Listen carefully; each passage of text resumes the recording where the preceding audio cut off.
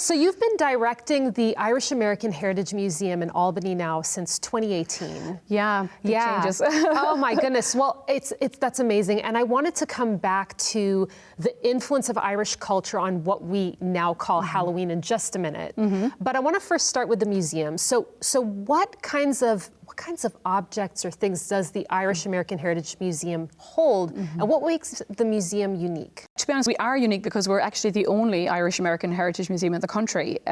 We are small enough, even though we're 35 years old, and we just moved last year to our location now on Quackenbush Square. So we don't, funnily enough, have a lot of objects. You know, we have some things that talk about the life that maids would have. We have a huge library, which we do use, you know, for research purposes, and we loan through interlibrary loan. But most of our exhibitions are actually literal exhibitions on the wall, or we have, you know, a reconstructed cottage and a tenement apartment and then a model of a famine era workhouse. Right, so, you know, you'll learn a lot about the Irish American experience. So you have like these historical sites, you have collections that focus on maids. I'm guessing there were a lot of maids of Irish descent that were living in the US for a long time. Is that what makes this collection unique?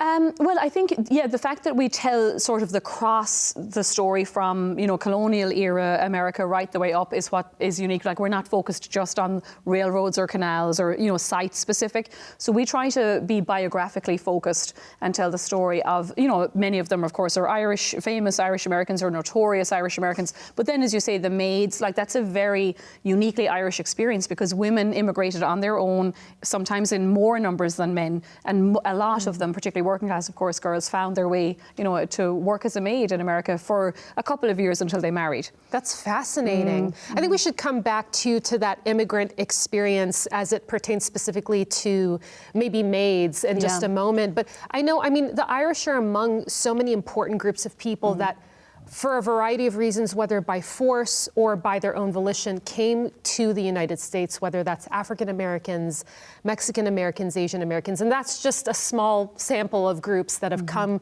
to this country's shores. You know, and I know that the Irish are among these important groups. So what is something you know about Irish history in the US that you think would surprise a lot of people? You know, sometimes people are surprised at the level of pushback that there was in the 19th century to Catholic. Of course, the Irish were not the only Catholic groups, but there was a massive strain of nativism, it was called at the time. And, you know, Know Nothings was a kind of a political party that sprang out of that in the 1840s, right through the 1860s. In fact, the mayor of New York City was a Know Nothing mayor just before the Civil War. What were the Know Nothings? That was just a nickname they gave themselves when, if they were seen posting bills, you know, soliciting kind of violence against Irish Catholics, they would say, "Oh, I know nothing, you know, I didn't put that up." Wow. And so the movie, you know, Gangs of New York, kind of deals with that era.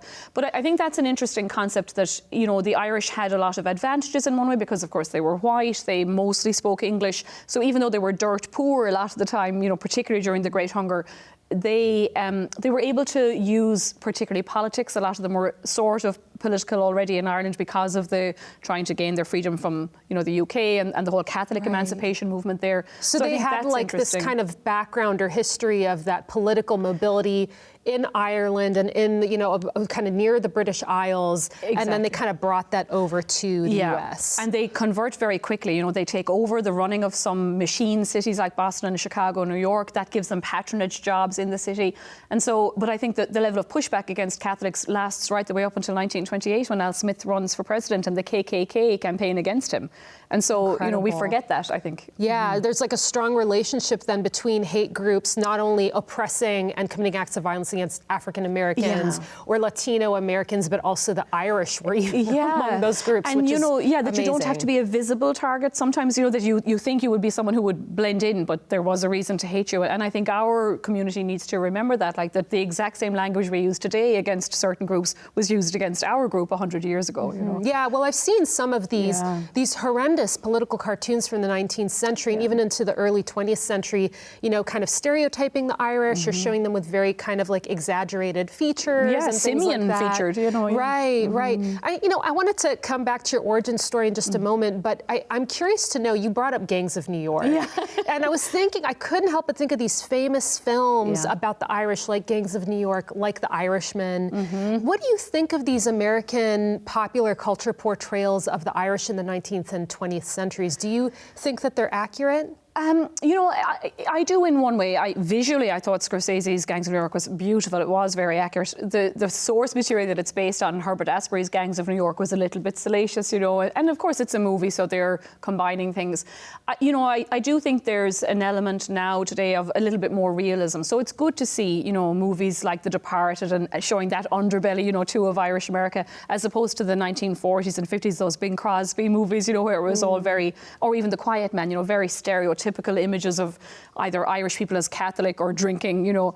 I think it's good to complicate the story. And there's a lot of movies coming out of Ireland too, you know, some of them in the Irish language, which was very, I think, important to round out that image, you know, of us either as immigrants or in our own country. Right. And you talk about yourself as an immigrant too, right? So talk about that a little bit. I mean, what was your experience as an immigrant coming here to the United States? Was there anything that surprised you?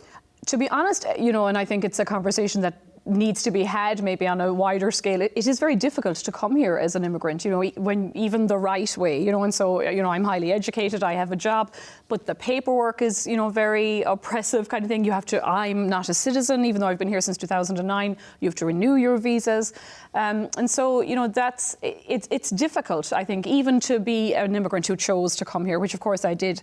The one thing that has helped me see, though, is that people, even 150 years ago from Ireland, chose to come. And so sometimes we take that agency out of the story, I think. Right. Well, I think it's so fascinating. You also came from like what's called a heritage town in Ireland, and you've come here, and now you're directing the Irish American Heritage Museum. So it's like you're like a master of heritage, right? I understand too, you have a background as a college professor, right? That you've taught courses on the history of Irish immigration to the U.S. Is that right? That's right. Yeah, down at Fordham. So yeah, you know, I suppose we grew up in a town that's very famous for its writers, John B. Keane and Brendan Kennelly and Brian McMahon and more. And so, and we live, you know, the town is the last one to fall to Queen Elizabeth Tudor in 1603. So there's a famous castle, there is, right? Exactly, I think it was from the 14th century or something like that. Exactly. So we're surrounded, you know, by those old buildings, you know. So I think the love of history is maybe innate in a lot of Irish people. And then, you know, I was a high school teacher at home in Ireland, finished my PhD, and then I taught at Fordham. And so coming to take over the museum has just been an extension, sort of. I do love teaching and storytelling and history, and the university, you know, was fantastic. But now the museum is allowing me to do public education on a more informal, you know, kind of level. Right. So I want to come back to Halloween now, because I don't think I'm just speaking for myself when I say Halloween was hands down my favorite holiday as a kid. People love it. Even as a teenager. Yeah, absolutely. So many Americans love Halloween. But explain to us the Irish roots of this holiday that is so famous and people love so much. Yeah, and it's what's I think so fascinating about it. It's an ancient Celtic pagan holiday called Samhain, which was kind of the harbinger of winter. You know, the harvest is over and you're finishing up the last of the nuts and the apples, all these iconic symbols, you know, of Halloween. And Samhain's, I think it's spelled Samhain, right? So if you were to look it up, but that's the Celtic pronunciation of that exactly, word. Yeah, Samhain or Samhain, depending on where you're from in Ireland. So it's the word for actually November, you know, the month of November.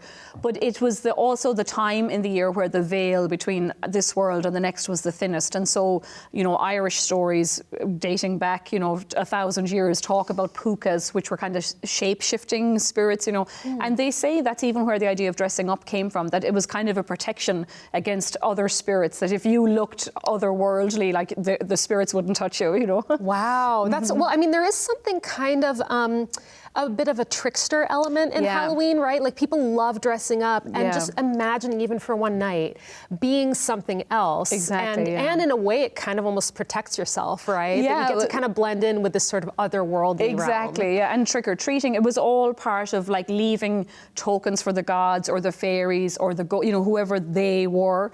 And then Irish immigrants bring those traditions with them because particularly in the 19th century, they weren't always catechized.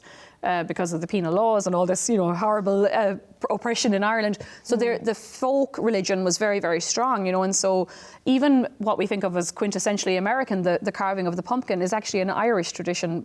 It would have been a rutabaga or a turnip, and it comes from a really old story about a character called Stingy Jack, who was, you know, long story short, eventually thrown out of hell and given an ember from hell and kind of condemned to walk the earth. And, you know, this was the jack-o'-lantern, or the it comes from Stingy Jack, jack-o'-lantern. That is fascinating. Yeah. So what's like one of the scariest ghost stories from Ireland that still spooks or haunts American kids and adults today? Yeah, I think, you know, probably most Irish Americans and probably even non-Irish Americans would be familiar with the idea of the banshee, or the, you know, this woman who's a harbinger of death, and so that idea, you know, that somebody will foretell a death, or if you hear her crying, you know, that it might be an omen, you know, and so I think that one has absolutely lived. And poltergeist, there was some very famous instances of Irish immigrants apparently bringing poltergeists with them, you know, from Ireland, and so the haunting continued, you know, in the new country. Yeah.